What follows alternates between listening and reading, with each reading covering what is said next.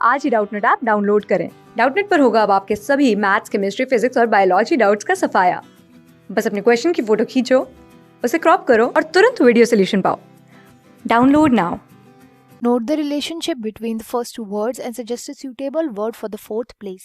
हमें रिलेशन बताना है इन फर्स्ट टू वर्ड्स में जो हमें दिए गए हैं एंड इसी रिलेशन को गेस करके हमें इस लास्ट ब्लैंक को फिल करना है। तो यहाँ पे जो पहले दो वर्ड्स हैं वो है organism from which common vector for cloning genes is derived. Organism जिससे हम वेक्टर को डिराइव करते हैं, common vector. Most common vector क्या होता है? प्लाज्मिड।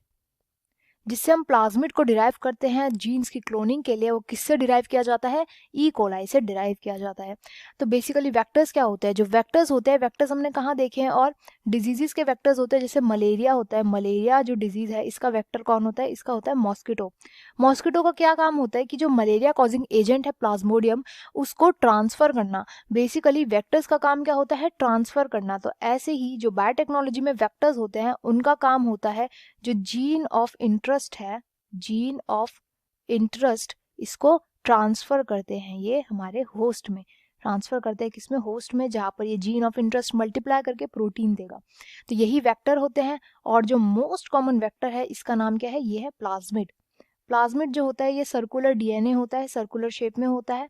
सर्कुलर शेप में होता है और ये इररिस्पेक्टिव ऑफ होस्ट डीएनए, यानी जब हम इसको होस्ट में इंसर्ट कर देंगे वेक्टर को, तो ये irrespective of the host DNA. Suppose मैंने इसको किसी बैक्टीरिया में इंसर्ट कर दिया, उस बैक्टीरिया का अपना डीएनए होगा, ये उस डीएनए के इररिस्पेक्टिव अपना अलग से चुपचाप कोने में अपना रेप्लिकेट करता रहेगा। तो इसका जो रेप्लिकेशन प्रोसेस है वो बैक्टीरिया के डीएनए पे डिपेंड नहीं करता है, ये अपना अलग से रेप्लिकेट करता रहता है। तो independent of the bacterial DNA replicate करता है ये प्लाज्मिड। और ये प्लाज्मिड जो है ये हम मोस्ट ऑफ द टाइम कहाँ से डिराइव करते हैं? डिराइव किया जाता है ई कोलाई से।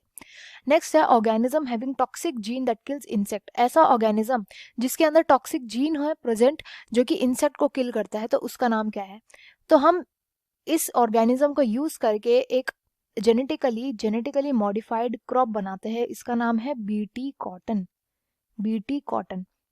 बीटी कॉटन में क्या होता है? बीटी कॉटन में एक उसका यूज होता है, एक बैक्टीरिया का यूज होता है जिसका नाम है बैसिलस थ्यूरिंजिएंसिस।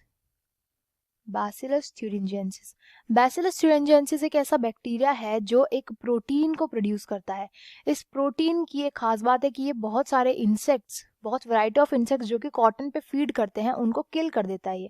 तो साइंटिस्ट ने क्या किया? इस प्रोटीन का जो जीन था उसकी कोडिंग करी। इस जीन का नाम रखा गया क्रायोजीन। इस क्रायोजीन की जब कोडिंग करी तो इसको एक्सट्रैक्ट करके इसको इंसर्ट कर दिया कॉटन के अंदर।